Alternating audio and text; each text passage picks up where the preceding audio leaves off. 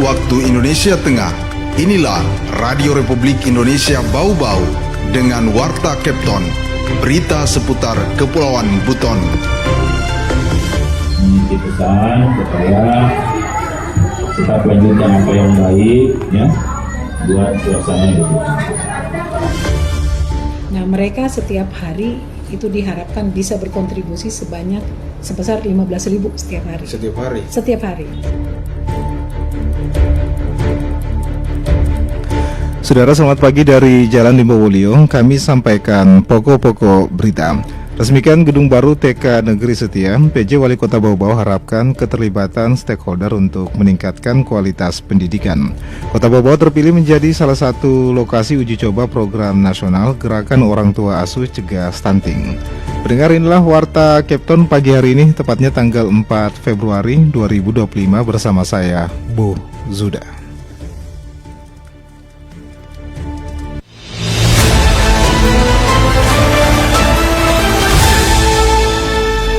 Resmikan gedung baru TK Negeri Setia, PJ Wali Kota Bau-Bau harapkan keterlibatan stakeholder untuk meningkatkan kualitas pendidikan. Terkait hal ini, reporter RRI Bau-Bau Hairul Mulku melaporkan. Ini pesan supaya tetap lanjutkan apa yang baik, ya, buat suasana hidup. Sekolah TK Negeri Setia Kota Bau-Bau kini memiliki gedung baru yang lebih representatif setelah puluhan tahun berdampingan dengan SD Negeri 2 Bau-Bau. Gedung baru TK Setia ini berdiri di atas tanah eks kantor Dinas Pendapatan, tepatnya di samping SMA Negeri 1 Bau-Bau. Penjabat Wali Kota Bau-Bau Muhammad Rasman Manafi saat peresmian gedung Senin pagi berharap dengan adanya gedung baru, kualitas pendidikan akan semakin membaik dan diharapkan membuat anak-anak dan tenaga kependidikan semakin nyaman. Ini pesan supaya tetap lanjutkan apa yang baik, ya, buat suasana hidup. Kemudian yang ketiga, saya menghimbau kepada kita semua untuk membangun dunia pendidikan kita bersama-sama.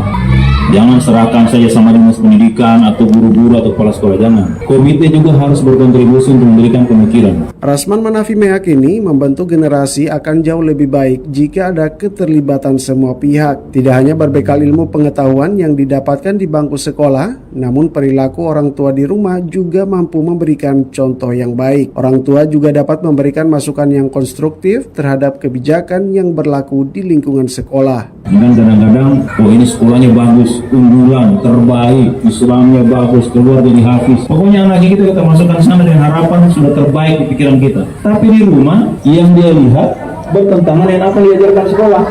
Nah, itu tantangannya kita. Di sekolah sudah diajarkan, tapi setelah di rumah dia lihat, ayah ibunya kalau sholat terlambat terus auratnya diumbar-umbar keluar. Sementara di sekolah diajarkan ini harus tutup aurat. Di sekolah diajarkan kalau bicara pelan-pelan, tidak boleh marah-marah, tidak boleh maki-maki. Tapi di rumah kita pertontonkan itu.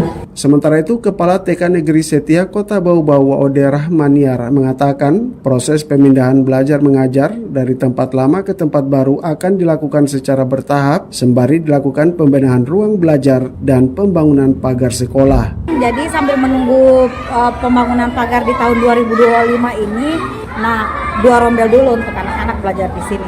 Untuk rombel di TK Setia tahun anggaran 2025 ini dia 5 rombel. Terdiri dari 2 rombel kelas A dan 3 rombel kelas B. Peresmian gedung TK Negeri Setia Kota Bau-Bau ditandai dengan pengguntingan pita dan penandatanganan prasasti oleh penjabat Wali Kota Bau-Bau. Dari Kota Bau-Bau, Hairul Mulku, RRI terus mengudara untuk Indonesia.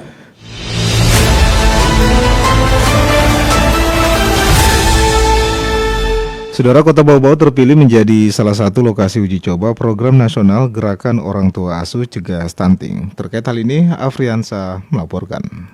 Nah, mereka setiap hari itu diharapkan bisa berkontribusi sebesar 15.000 setiap hari. Setiap hari. Setiap hari.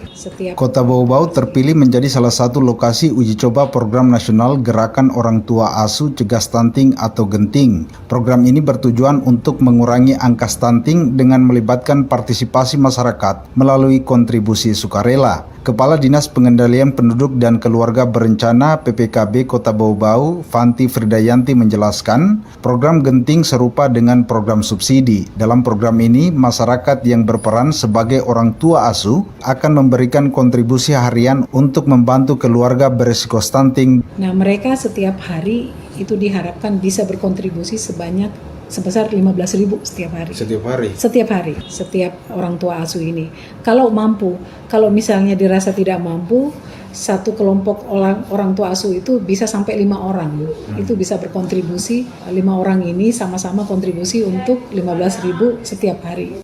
Namun, Fanti menambahkan pihaknya masih menunggu petunjuk teknis atau juknis lebih lanjut dari pusat terkait pelaksanaan program tersebut. Kita meminta kontribusi orang itu kan, waduh, hati-hati ini karena ada nilai rupiah di situ. Jadi kami masih menunggu juknisnya. Meski demikian, kata Fanti, pihaknya telah mengumpulkan data calon orang tua asuh. Sejak awal Desember 2024, tercatat sudah ada 30 orang yang siap dengan berbagai latar belakang, termasuk pejabat dan anggota dewan. Fanti juga menjelaskan di Kota Bau-Bau terdapat sekitar 6.000 keluarga yang berisiko mengalami stunting, dan program Genting diharapkan dapat memberikan dampak positif bagi penanggulangan stunting yang merupakan salah satu masalah kesehatan yang masih menjadi perhatian utama di Indonesia. Reporter RRI Bau-Bau, Afriansa melaporkan.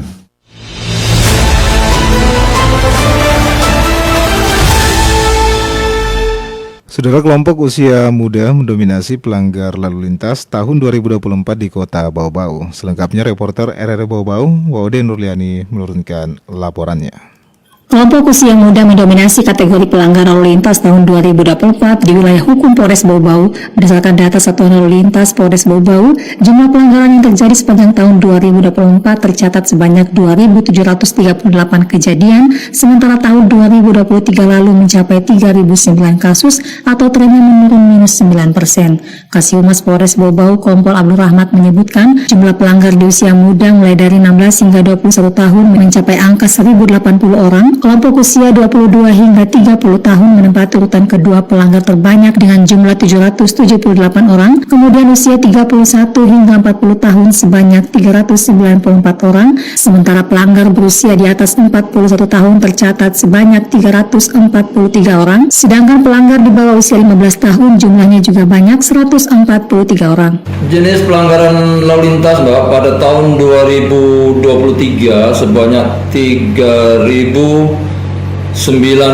pelanggaran, kemudian pada tahun 2024 sebanyak 2.738 pelanggaran, sehingga terjadi penurunan. Kompol Abdul Rahmat menerangkan selain jumlah kasus yang mengalami penurunan, total denda tilang akibat pelanggaran lalu lintas juga menurun. Total denda tilang sepanjang tahun 2024 280 juta rupiah. Angka ini lebih rendah dibandingkan tahun 2023 yang mencapai 386 juta rupiah. Menurutnya, penurunan angka pelanggaran ini menunjukkan adanya peningkatan kesadaran masyarakat dalam berlalu lintas serta efektivitas upaya sosialisasi dan penegakan hukum yang dilakukan oleh pihak kepolisian. Ia berharap tren positif ini terus berlanjut untuk menciptakan kondisi lalu lintas yang lebih tertib dan aman bagi seluruh pengguna jalan di Kota Bau-Bau.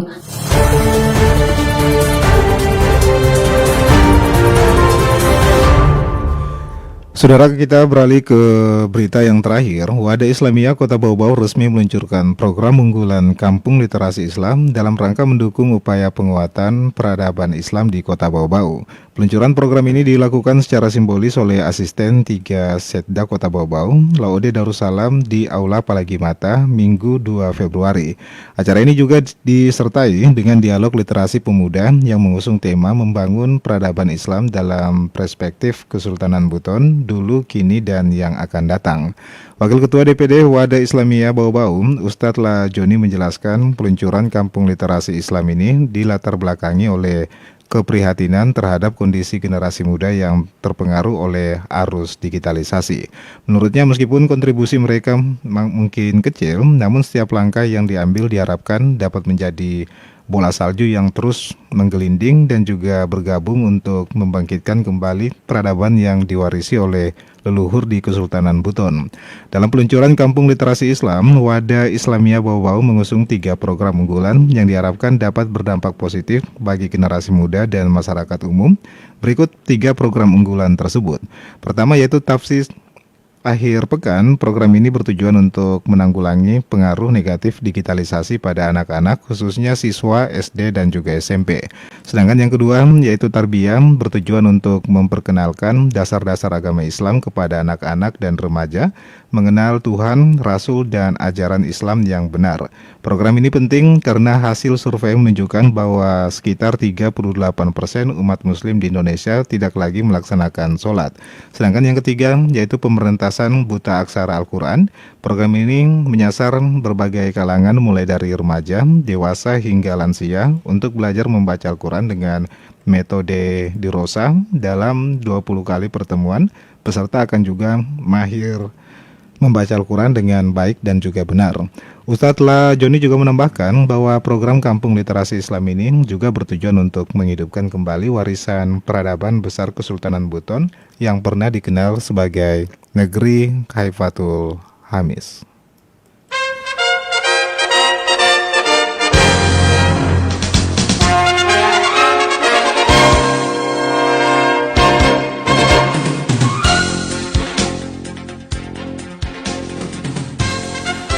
Saudara, sebelum kami akhiri, kembali kami sampaikan pokok-pokok berita. Resmikan Gedung Baru TK Negeri Setia, PJ Wali Kota Bau-Bau harapkan keterlibatan stakeholder untuk meningkatkan kualitas pendidikan. Kota Bau-Bau terpilih menjadi salah satu lokasi uji coba program nasional Gerakan Orang Tua Asuh Cegah Stunting. Demikianlah penyampaian Warta Captain pagi hari ini. Mewakili kerabat kerja yang bertugas, kami ucapkan terima kasih atas perhatian Anda. Selamat pagi dan selamat beraktivitas.